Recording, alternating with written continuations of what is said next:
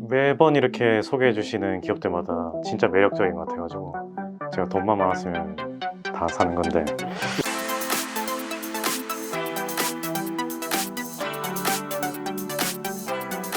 자, 기업의 분기 실적과 사업 내용 그리고 투자 포인트를 짚어주는 분실물센터 시간 돌아왔습니다. 네, 오늘 소개해 주실 회사는 어디인가요? 제인이 불법 폐기물이 산을 이룬다라는 말을 혹시 들어보신 적 있으신가요? 불법 폐기물이 산을 이룬다. 산을 이룬다. 아니요, 제가 못 처음 들어봤어요. 들어보셨어요? 네. 아니면 쓰레기도 돈이 된다라는 기사 혹시 보신 적 있으세요? 아, 네, 그 기사는 저 본 것 같아요. 네. 네. 오늘 말 그대로 그 폐기물을 다루는 업체인데요. 최근에 불법 폐기물이 엄청난 규제에도 불구하고 폐기물 양이 폭증해가지고 산을 이룬다는 기사가 계속적으로 나오고 있습니다. 네. 그 정도로 규제 강화에 따라서 폐기물의 처리 단가가 지속적으로 상승하면서 폐기물 업체들이 계속 수익성이 좋아지고 있어요. 근데 폐기물 업체들이 정말 꾸준히 티 안 나게 매출액하고 영업이익이 꾸준히 성장하고 있는데 생각보다는 사람들이 잘 모르고 있습니다. 그래서 폐기물 업체 중에서 가장 밸류에이션 싼, 가장 저렴하다고 생각하는 KG ETS를 오늘 소개해드리려고 가져왔습니다. KG ETS요. 네. 정확히 무슨 사업을 영위 중인 회사인가요? 네, KG ETS는 사업부가 굉장히 다양하게 되는데요. 먼저 폐기물 사업이 있고요. 그 다음에 폐기물을 이용한 스팀을 재판매하는 스팀 판매 또 사업을 하고 있습니다. 그리고 그 PCB용 그 구리의 원자재 간에는 동산업을 하고 있습니다. 네. 그리고 바이오 중류 산업까지 폐기물 처리와 그 다음에 바이오 중류 그리고 신소재인 동 산업까지 3개의 사업부가 고르게 매출됐습니다. 역시 매출 비중은 폐기물 산업이 가장 높다고 볼 수 있습니다. 아, 네. 이 KG ETS의 3분기 실적은 어땠나요? 네. KGTX 3분기 실적 생각보다 나쁘지 않았습니다. 네. 3분기 매출액은 전년 동기 대비 5% 정도 증가한 약 428억을 기록했고요. 영업이익은 지난 동기 대비 약 한 13% 정도 감소한 44억을 기록하였습니다. 3분기 누적으로는 영업이익은 94% 증가한 250억을 기록했고요. 그 다음에 매출액은 전년 동기 대비 누적으로 약 4% 증가한 1137억을 기록하였습니다. 순이익에서 큰 폭의 적자를 보였습니다. 올해 그러니까 3분기만 기준으로 순이익에서 110억 정도 적자를 보였는데 그 이유는 역시 그 바이오 중류 사업에서 적자 폭이 좀 진행이 되었고 그리고 아무래도 그 관계기업 KG 동부제철의 지분법 손익이 또 적자 영향을 미친 것을 보이고 있지만 네. 3분기 누적 순이익으로는 또 전년 동기 대비 증가한 실적을 보여주고 있습니다. 그래서 전반적으로는 매출액과 영업이익 순이익에서 생각보다 양호한 실적을 보여줬다. 그렇게 말씀드릴 수 있습니다. 아, 네. 아까 말씀해 주신 대로 굉장히 여러 가지 사업 분야를 지금 가지고 있어요. 근데 이제 보니까 회사의 가장 큰 부분을 차지하는 게 이 폐기물 처리 분야라고 알고 있어요.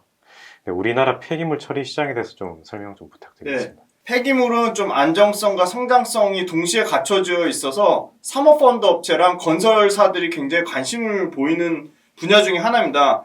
산업이 성장하면 성장할수록 폐기물의 양은 상당히 수요가 지속적으로 증가하고 있고요. 하지만 공급은 님비 현상 그리고 기술력 등의 이유로 상당히 진입 장벽이 있다고 보고 있습니다. 수요에 비해서 공급이 상당히 제한적이라고 보고 있고요. 환경 규제가 지속적으로 강화되면서 폐기물 업체는 꾸준히 성장하고 있습니다. 폐기물 중에 특히 유해성 있는 폐기물을 지정 폐기물이라고 하는데요. 이 지정 폐기물 쪽에서 KG ETS가 강점을 보이고 있습니다. 폐기물 처리에 대한 수요는 계속적으로 늘어나지만 처리 업소가 제한적으로 보여서 이런 구조적인 수요와 공급의 불균형으로 인해 폐기물 처리 업체의 향후 5년 정도 그러니까 특히 매립업 쪽에서 토지 인수 등의 문제로 인해서 폐기물 처리 관련돼서는 수요 공급의 불균형이 5년 정도는 시간이 계속 소요될 것이라고 보고 있습니다. 그리고 폐기물 처리 단가가 지속적으로 하락하고 있는데 이 부분도 수요와 공급의 불균형으로 인해서 폐기물 처리 단가의 하락이 그렇게 쉽게 떨어질 거라고는 예상하기 어렵다 그렇게 보고 있어서 폐기물 처리업은 가격의 상승과 그 수요 공급에 따른 물량 효과까지 P와 Q의 동시 효과를 보고 있습니다. 가장 최근에 2020년 5월에 환경 규제로 인해서 특히 폐기물 처리업에 대한 그 적합성 검사 강화로 인해 폐기물 처리 업체의 신뢰성이 상당히 중요도가 부각되고 있어서 이 폐기물 처리 업체는 기존의 업체들이 지속적으로 신규 수주나 이러한 인허가 관련돼서 수혜를 받을 것이라고 보고 있어서 폐기물 처리 업체의 처리 단가가 지속적으로 상승한다는 점, 수요와 공급이 상당히 불균형이 심화된다는 점, 수요가 공급을 초과하는 수요 과잉 시장으로 처리 단가가 향후 5년 안에는 계속적으로 가격 상승과 물량 확보가 동시에 PRQ 효과를 동시에 볼 수 있다는 점이 큰 특징이 되겠습니다. 아, 네. 말씀해주신 폐기물 처리 분야 외에도 이 산화 동품목의 시장 점유율, 생산량에 대해서 따로 이렇게 자료로 정리를 해주셨는데요. 그 이유가 있을까요? 네, 산화동 들어보셨나요? 아니요, 저는 처음 들어봐요. 처음 들어보셨죠? 네. 산화동 익숙하지 않는데요. 네, 저는 어디 동네 이름인 줄 알았는데 산화동이 어딘가 했는데 네, 좀 설명 좀 해주세요. 네. 산화동은 구리의 원소재라고 할 수 있습니다. 그래서 그 산화동이 그 소위 말한 요새 PCB, 그 인쇄회로 기판의 제조에 쓰이고 있습니다. 인쇄회로 기판은 스마트폰, 컴퓨터, 모든 전자제품에 사용되는 필수 제품인데요. 이 PCB 제품에 사용되는데 이 산화동의 국내 시장 점유율이 KG ETS가 약 45%의 시장 점유율 1등을 자랑하고 있어서 구리 가격 상승에 가장 큰 수혜를 볼 것이라고 생각해서 산화동 사업에도 상당히 산화동 사업부에서도 KG ETS가 잘하고 있다. 전체 KG ETS의 영업이익률에서는 약 10%밖에 차지하지 않고 있지만 앞으로 영업이익률에서 차지하는 폭은 더 늘어날 것이라고 보고 있고요.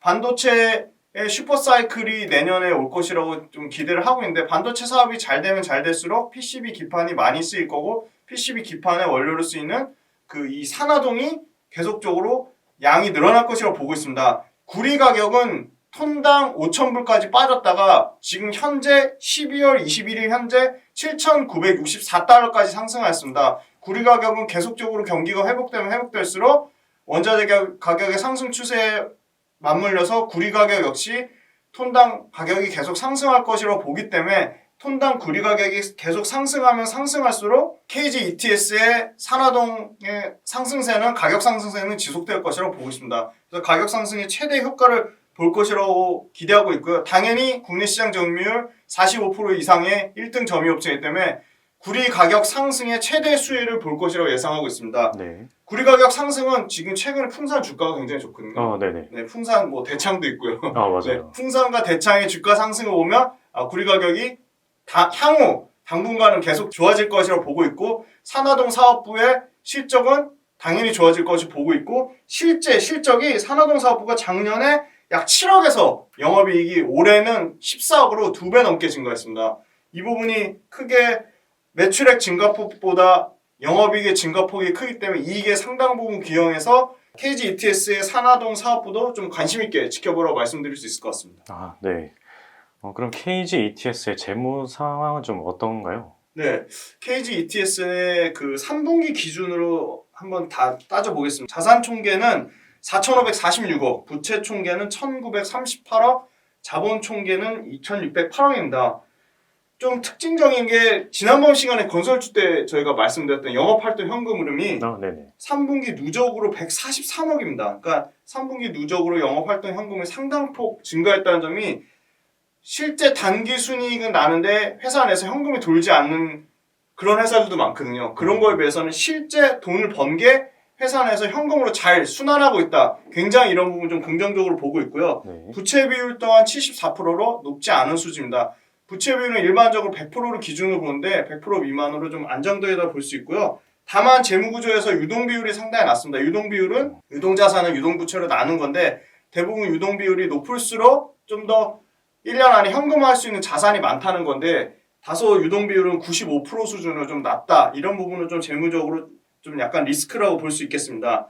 가장 중요한 건 역시 실적인데요. 매출액이 2015년에 928억에서 2022년에 2038억으로 약 2배 넘게 증가할 것으로 기대를 하고 있고요. 매출액은 5년 동안 계속 꾸준히 역성장 없이 계속적으로 성장했습니다. 영업이익은 2015년 128억에서 2020년 올해는 약 196억, 2022년에는 약 300억까지 계속적으로 영업이익 또한 성장할 전망입니다. 마지막으로 1년 안에 현금화할 수 있는 유동자산이 68% 증가하였고요. 자기자본 또한 증가율이 약 14.2% 증가해서 전반적으로 재무 구조는 양호한 수준이라고 말씀드리겠고, 아까 말씀드린 특히 영업활동 현금 흐름이 작년에 98억에서 159억으로 늘어났다는 점, 실제 회사 내에서 현금 흐름이 좋다, 잘 돌고 있다 말씀드릴 수 있겠고요. 잉여 현금 흐름 또한 작년에 19억 마이너스에서 올해 163억 플러스로 상당히 좋아졌습니다. 그래서 회사가 현금을 적절하게 잘 보유하고 있다, 그렇게 말씀드릴 수 있겠습니다. 네. 각 사업 부문별로 매출액이랑 영업이익률 변화 추이를 좀 이렇게 자료로 준비를 해주셨는데, 요걸 보면 앞으로의 그 성장성도 어느 정도는 좀 유추해 볼 수 있을 것 같거든요. 근데 준비해 주신 자료를 좀 바탕으로 좀 설명 부탁드립니다. 네네. 일단 영업이익률이 2020년에 12.2% 정도로 예상을 하고 있고요. 근데 영업이익률, 앞으로의 영업이익률이 더 중요한데요. 2021년에는 약 13.7%, 2022년에 특히 15%까지 계속적으로 영업이익률 또한 상승할 거로 긍정적으로 예상하고 있습니다. 그리고 매출액 증가율 또한 올해는 코로나에도 불구하고 0.3% 증가가 나타났거든요. 네. 근데 2021년에 약 13%, 2022년에 12%로 향후 3년간 연평균 매출액 증가율이 10% 넘을 정도로 매출액과 영업이익 모두 꾸준히 증가율 또한 성장할 전망으로 긍정적으로 기대하고 있습니다. KGETS의 주력인 지정 폐기물 산업 관련돼서 말씀드리면, 지정 폐기물의 시장 연평균 증가율이 3% 정도 성장을 예상하고 있고, 지정 폐기물 외의 성장은 약 4% 예상하고 있는데, 지정 폐기물 시장 규모가 2022년까지 전체 지정 폐기물 전체 시장 규모가 8천억 정도 예상을 하고 있으니까 이 부분에서 상당히 KGETS가 수혜를 받을 것이라고 보고 있습니다. 지정 폐기물 증가 속도는 GDP 성장률에 따라 달려있는데, GDP 성장률이 높을수록 지정 폐기물의 그 성장 속도가 커질 것이라고 보고 있고, 내년에 좀 GDP 성장률이 좀 나올 것이라고 보고 있기 때문에 KGETS는 지정 폐기물의 강자로 보고 있어 내년에 특히 큰 폭의 지정 폐기물 관련해서 실적 성장이 나올 것이라고 보고 있고요. 그 중에서도 의료 폐기물이 노인 인구 증가 그리고 질병 증가로 앞으로 좀 더 지정 폐기물 중에서도 더 큰 폭의 성장을 기대하고 있습니다. 최근에 가동률이 13개 가운데 9개가 벌써 소각 용량을 초과 가동하고 있고요.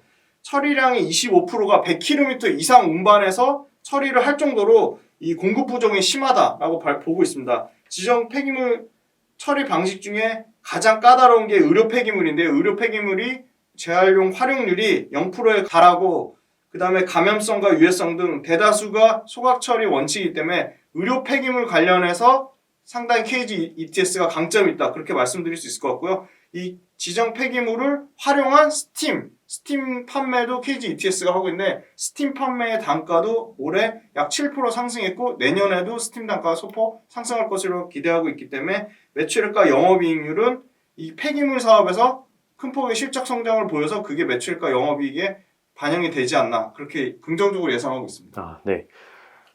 방금 이렇게 자세히 설명해 주셨는데, 요 가운데서 KGETS가 타사 대비 좀 두드러지는 점이 그런 부분 좀 뭘까요? 네, KGETS는 지정 폐기물에 강점이 있다, 그렇게 말씀드릴 수 있을 것 같고요. 지정 폐기물은 처리 단가와 수익성이 월등히 좋다는 건데요. 지정 폐기물 같은 경우는 일반 폐기물 단가의 6배입니다. 특히 의료 폐기물 같은 경우는 일반 폐기물 단가의 11배에 달할 정도로 상당히 처리 단가의 가격이 매우 높다. 그럼 가격이 높으면 당연히 수익성이 좋아지겠죠. 그래서 가격이 높은데 수익성까지 좋아서 이러한 지정 폐기물 중에 특히 의료 폐기물에 강점이 있는 KGETS가 수혜를 선순환으로 받을 수밖에 없다는 점이고요. 2015년 이후 신규 사업자 진입이 전무했습니다. 없었다는 점이 당연히 의료 폐기물의 수요와 공급에 대한 불균형이 엄청나게 심화되어 있다는 점에서 기존 업체인 KGETS가 수혜를 받을 것이라고 보고 있습니다. 진입 장벽이 있다는 점인데요. 역시 지역 주민들의 민원 그리고 지방자치단체의 개입 가능성이 상대적으로 낮다는 점, 그런 점이 신규 업체의 진입이 제한적이라는 점에서 KGETS가 그 강점 있는 지정 폐기물 관련돼서 진입 장벽이 높다는 것은 경제적 혜자를 보유한 기업이라는 점이고, 그만큼 KGETS가 어떻게 보면 독점으로 매출과 이익을 최대한 다 먹을 수 있다, 그렇게 좀 강하게 좀 말씀드릴 수 있을 것 같고요. 네. 그리고 기술력 측면에서도 고온의 열 분해 시설을 가지고 이 폐유 동물이라든지 폐농약이라든지 이 유해성 높은 폐기물 처리 능력이 뛰어나다. 그래서 기술적으로도 KGETS가 진입 장벽을 좀 어느 정도 가지고 있다고 보고 있습니다. 그리고 최근에 이제 그 바이오 중유 부분이 상반기에 적자인데 하반기에는 좀 흑자 전환할 것이라고 보고 있거든요. 2019년 3분기 대비 올해 2020년 3분기에서 적자폭이 상당히 줄어들었습니다. 그래서 그런 부분도 바이오 중유 부분에서 흑자 전환을 하반기에는 좀 기대를 하고 있습니다. 마지막으로 정부 정책적으로 2050년 장기 저탄소 발전 전략 그리고 2030 국가 온실 가스 감축 목표를 확정해서 에너지, 산업, 수송, 건물, 농축산 등 전 분야에 걸쳐서 이 신재생 연료 의무 사용제도 RFS 개정폭이 확대되면 확대될수록 바이오 중유 의무 사용이 약 3%에서 5%까지 증대될 것이기 때문에 바이오 중유 사업을 하는 KG ETS가 좀 정부 정책에도 수혜를 받을 것이라고 보고 있고요. 네. 그 선택의 폭이 넓어지는 거죠. 그 IMO 2020에 따라서 항공하고 선박 등 이 새로운 분야에도 바이오 연료가 확장성이 있다. 그래서 그 바이오 중유가 Q의 증가와 정부 정책에 따른 동시 수혜를 받을 것이라고 보고 있습니다. 그리고 KG ETS는요. 아까 그 지분법 관계에서 KG 동부제철을 말씀드렸는데 KG 동부제철 지분을 약 25% 보유하고 있습니다. 이게 굉장히 계속 지분법 손익으로 까먹었는데 내년부터는 좀 지분법 손익이 대폭적으로 개선될 것이라고 보고 있습니다. 그 이유는 두 가지인데요. KG 동부제철도 동부제철에 폐기물이 나오잖아요. 그 폐기물을 처리하는 거를 KG ET에서 독점으로 하기 때문에 그 KG 동부제철 폐기물 관련돼서 매출 수요가 좀 늘어날 것이라고 보고 있고요. KG 동부제철이 KG ETS가 생산하는 산화텅스텐과 아산화돔을 철강과 도료 재료의 필수 원료로 쓰고 있습니다. 그래서 KG ETS와 KG 동부제철의 시너지 효과가 내년부터는 좀 발생할 것이라고 보고 있고요. 또한 신규 사업으로 동부제철에서 발생하는 산화철을 이용해서 수처리형 소재를 생산할 것으로 신사업을 기획하고 있기 때문에 동부제철에서 발생하는 폐기물 매출도 늘어나고 신사업으로 수처리용 소재를 생산하는 산화철 재처리 분야 신성장 동력까지 KG 동부제철과의 좀 시너지 효과가 내년에 좀 기대를 하고 있습니다. 네.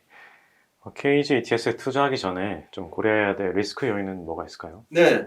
KG ETS 보면 국내 매출이 굉장히 막 80% 넘게 85% 가까이 될 정도로 국내 매출이 좀 한정적이라는 거는 좀 아쉬운 부분입니다. 수출이 좀 많이 늘어나야 될 것 같고요. 그 다음에 재무제표에서 아까 유동비율이 좀 낮았다는 점, 그 유동비율이 낮다는 거는 1년 안에 현금할 수 있는 자산이 좀 적다는 점이 조금 그 실적에 어느 정도 리스크 요인으로 자리 잡을 것이라고 보고 있고요.